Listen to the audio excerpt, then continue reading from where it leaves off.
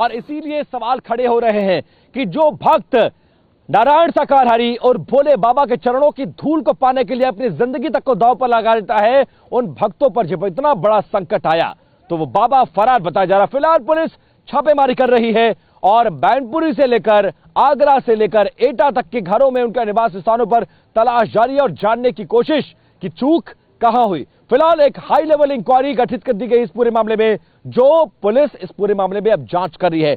तमाम मंत्रियों की ड्यूटी लगाई गई है और इसके साथ साथ डीजीपी और चीफ सेक्रेटरी भी रात में कैंपिंग कर रहे हैं। माना यह जा रहा है कि आज सुबह 11 बजे के बाद उत्तर प्रदेश के मुख्यमंत्री योगी आदित्यनाथ न सिर्फ घटनास्थल का दौरा कर सकते हैं बल्कि उन अस्पतालों का भी रुख कर सकते हैं जहां पर घायलों का इलाज चल रहा है। एक बार फिर से अपने संवाददाता शिवांग का रुख कर लेते हैं जो कि हाथरस के जिला अस्पताल में मौजूद है।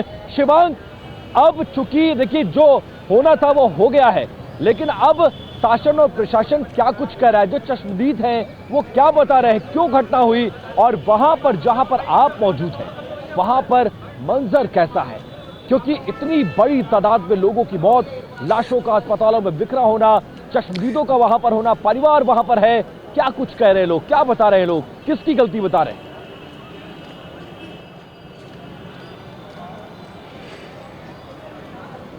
बिल्कुल विपिन, देखिए इस घटना के दो पहलू हैं, जैसा कि आपने जिक्र भी किया। पहला पहलू तो यह है कि सरकार की और पूरे प्रशासन की कोशिश ये है कि जल्द से जल्द तमाम पोस्टमार्टम्स को खत्म करके जो परिजन हैं उनको मृतकों को सौंप दिया जाए, उनकी बॉडीज को, उनका जो अंतिम संस्कार है वो हो जाना चाहिए। क्योंकि गर्मी का मौसम भी है, ऐसे में प्रशासन की कोशिश यही है कि जल्द से जल्द ये पोस्टमार्टम की जो प्रक्रिया है ये खत्म हो और ये जो फॉर्मेलिटीज होती हैं इनको पूरा कर लिया जाए। वहीं दूसरा इस घटना का पहलू यह है कि जांच जो है, जैसा पुनीत अभी जिक्र कर रहे थे कि एडीजी स्तर पर जांच अधिकारी कर रहे हैं, जांच के अंदर जल्द से जल्द ये बात सामने आए कि आखिर ये घटना जो है घटित हुई कैसे और गलती किसकी थी। क्या व्यवस्थाओं की कमी थी, क्या जो इजाज़त ली गई थी वो कम लोगों की थी, उसके ज़्यादा भीड़ वहाँ पे आ चुकी थी जिसकी वजह से ये हादसा हुआ। और आखिर सबसे बड़ी बात जो एफआईआर की बात पुनीत और आप कर रहे हैं, एफआईआर में देखिए जो मुख्य सेवादार है उसके खिलाफ एफआईआर दर्ज हुई है। बाबा का नाम अभी तक एफआईआर में बहुत स्पष्ट रूप से नहीं दिया गया है, उसमें आयोजकों का नाम दिया गया है, अन्य लोगों का नाम दिया गया है, साथ साथ जो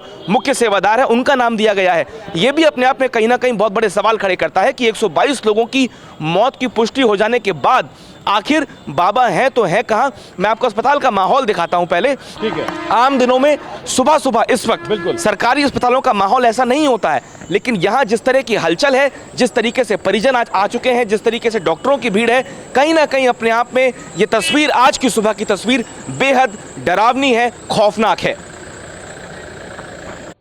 बिल्कुल बिल्कुल शिवांग, दिल को हिला देने वाली ये तस्वीरें हैं। आज सुबह सुबह अस्पतालों में जो मंजर है वो वाकई में बहुत ज्यादा चिंताजनक है, दुखद है, क्योंकि एक तरफ चश्मदीद है, दूसरी तरफ वो परिवार जिनके लोग मारे गए हैं, अपने लोगों के शवों के इंतजार में अस्पतालों में पूरी रात वो बैठे रहे। फिलहाल इंक्वायरी की जा रही है और इस बीच एक बड़ी खबर, हाथरस के सत्संग भगदड़ मामले में पुलिस ने एफआईआर दर्ज कर ली है। इस एफआईआर की खास बात यह है कि बाबा साकारहारी का इस एफआईआर में नाम नहीं है। सत्संग के आयोजकों के खिलाफ ये एफआईआर दर्ज की गई है, मुख्य सेवादार के खिलाफ भी एफआईआर दर्ज है। हमारे संवाददाता पुनीत शर्मा रात से इस खबर पर नजर बनाए हुए और इस वक्त मौके पर जहां भगदड़ हुई है वहां पर मौजूद है। पुनीत, एफआईआर तो दर्ज हो गई है जिसका इंतजार किया जा रहा था, लेकिन सबसे हैरानी वाली बात यह है कि इसमें बाबा साकारहारी का नाम ही नहीं है, जो इसमें सबसे बड़ा फैक्टर अब तक बताया जा रहा है। क्या कह रही है ये एफआईआर, कैसे इन्वेस्टिगेशन होगी और क्या कुछ सवाल खड़े किए जा रहे हैं?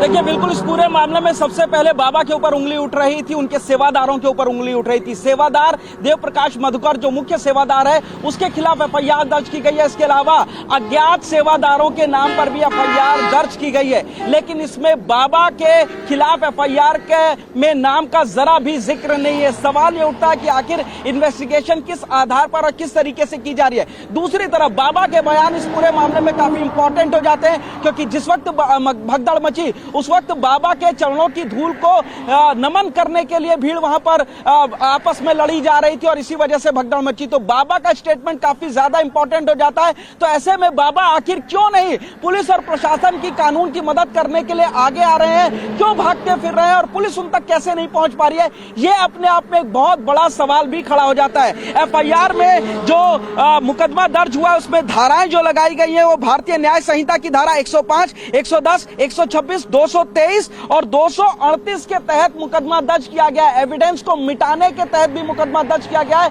क्योंकि आरोप लगाया गया है कि जो बाबा के अनुयायी थे उन्होंने मृतकों के जो सामान थी, चप्पलें थी और जो कपड़े थे उनको उठा करके खेत में दूसरी तरफ फेंके, यानी कि एविडेंस को नष्ट करने की कोशिश भी की है, साजिश की है।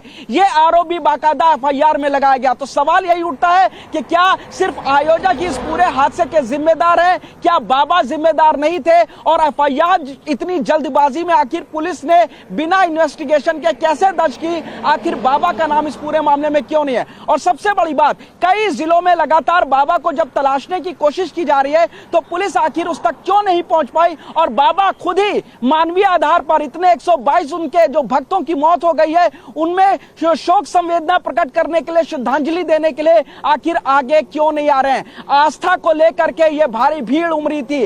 अब बाबा के जो कृत्य सामने आ रहे हैं, जो बाबा सामने आ रहे हैं, बिल्कुल पुनीत, बिल्कुल आप जो सवाल उठा रहे हैं बहुत ज्यादा रेलेवेंट सवाल है। जिसके आश्रम, जिसके सत्संग स्थल पर इतनी बड़ी भगदड़ होती है, 100 से ज्यादा लोग मारे जाते हैं, उस शख्स का नाम एफआईआर में क्यों नहीं है? इतनी जल्दबाजी में एफआईआर क्यों की गई और बिना इस इन्वेस्टिगेशन की रिपोर्ट के ये एफआईआर क्यों आई है? ये तमाम बड़े सवाल खड़े कर रहे हैं।